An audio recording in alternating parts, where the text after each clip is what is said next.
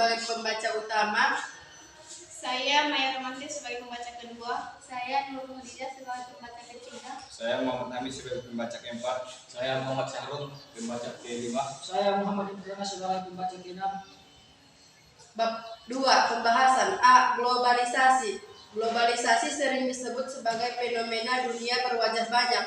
Oleh karena itu, globalisasi sering diidentikan dengan internasionalisasi, liberalisasi, universalisasi, westernisasi, dan deteritorialisasi.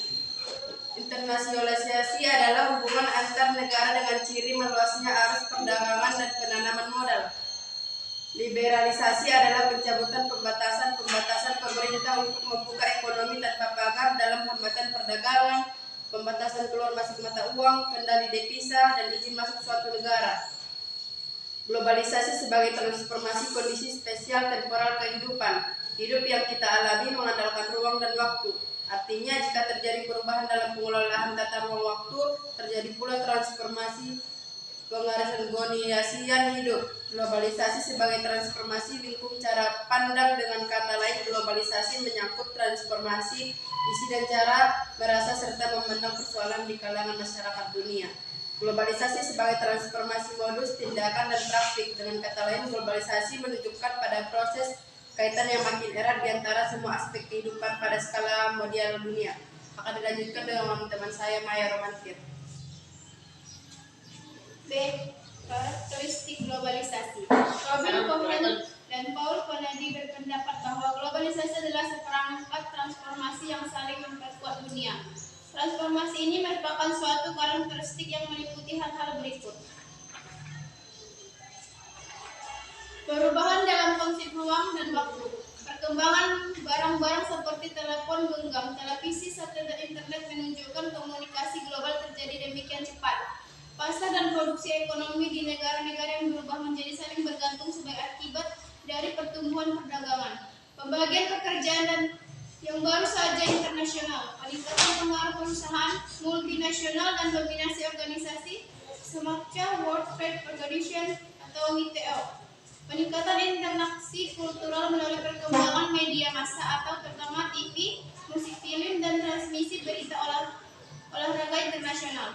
Meningkatkan masalah persamaan seperti masalah ekonomi, lingkungan, dan permasalahan lainnya seperti penyakit menular. Faktor pendorong globalisasi. Kemajuan ilmu pengetahuan dan teknologi atau iptek. Semakin terbukanya sistem perekonomian negara-negara di dunia mengglobalkan pasar uang. Gejala globalisasi di Indonesia. Selanjutnya kepada Nurul Khadijah. 1. Bidang ilmu pengetahuan dan teknologi. Contoh kemajuan iptek adalah sebagai berikut. Penemuan telepon sebagai alat telekomunikasi yang membawa kemudahan dalam berkomunikasi bagi penggunaannya. Penemuan alat transportasi yang paling ringan seperti sepeda sampai dengan alat transportasi lain yang dapat digunakan di darat, laut maupun udara. Penemuan alat kantor dari mesin ketik sampai komputer dan laptop yang bisa membantu untuk menyimpan data. Penemuan sumber-sumber energi yang dapat diperbaharui seperti energi surya, nuklir, air, angin, dan biogas melengkapi sumber daya energi yang tidak dapat diperbaharui. 2. Bidang ekonomi. Globalisasi ekonomi adalah meningkatnya saling ketergantungan ekonomi negara-negara di Indonesia berkait kecepatan pergerakan jasa, barang, teknologi, dan modal lintas perbatasan. Globalisasi ekonomi merupakan proses peningkatan interaksi ekonomi antara negara yang berjuang pada munculnya pasar global dan pasar dunia tunggal. Globalisasi ekonomi terdiri dari globalisasi produksi, pasar persaingan, teknologi, perusahaan, dan industri.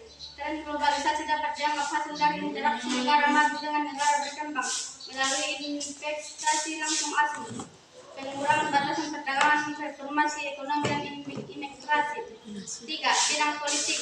Keberhasilan pembangunan di bidang politik semakin memantap tatanan kehidupan politik dan kenegaraan yang berdasarkan demokrasi Pancasila, memantapkan organisasi sosial politik dan kemasyarakatan, serta mendorong peningkatan kesadaran politik rakyat. Namun, pendidikan berpolitik pun harus ditingkatkan agar rakyat semakin sadar akan hak dan kewajibannya sebagai warga negara dan semakin sadar sebagai kita menjalani hubungan dengan negara-negara luar untuk memelihara perdamaian dunia. 5. Sekian dari saya dan akan melanjutkan dengan rekan Muhammad Ahmad. 4. Bidang budaya. Globalisasi bidang budaya telah meningkatkan kontak lintas budaya, peningkatan interaksi kultural melalui perkembangan media massa, terutama televisi, film, musik, dan transmisi berita internasional.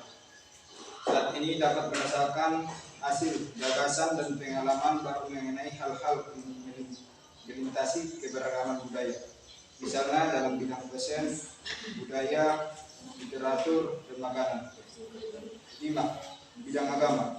Globalisasi di bidang agama lebih terfokus pada aplikasi ajaran agama dalam konteks kekinian tanpa melanggar atau menabrak kaidah-kaidah agama. Globalisasi juga memicu penganut agama untuk memahami penganut agama yang lain dalam konteks toleransi sehingga tercermin kehidupan harmonis dalam masyarakat multikultural. C. Dampak globalisasi terhadap komunitas lokal. Urbanisasi merupakan proses perpindahan penduduk dari kota atau dari pekerjaan pertanian di desa ke pekerjaan industri di kota. Penyebab terjadinya urbanisasi yaitu daya tarik ekonomi. Di kota orang berharap untuk dapat dengan mudah mendapat pekerjaan. Mungkin cukup sekian dari saya, akan dilanjutkan oleh saudara Sahrul.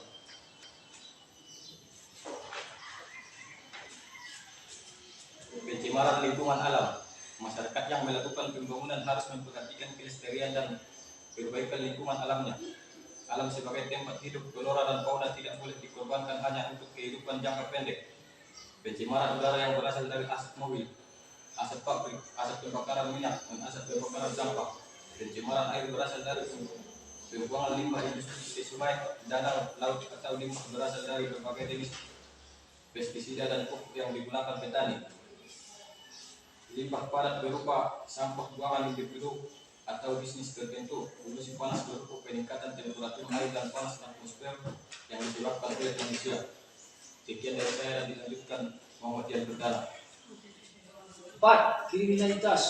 Pembangunan yang muncul di negara berkembang seperti Indonesia sering memunculkan masalah-masalah seperti berikut.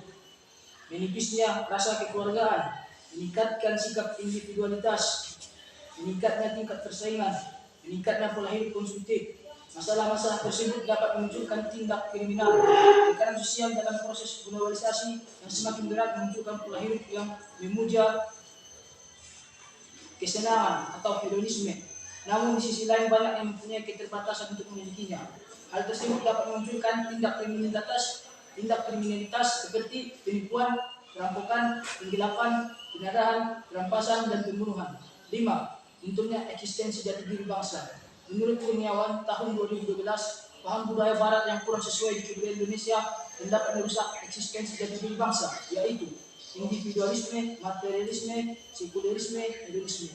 Mungkin cukup sekian presentasi kami ini. Apabila ada kata-kata yang salah mohon dimaafkan dan kami akhiri dengan salam. Assalamualaikum warahmatullahi wabarakatuh.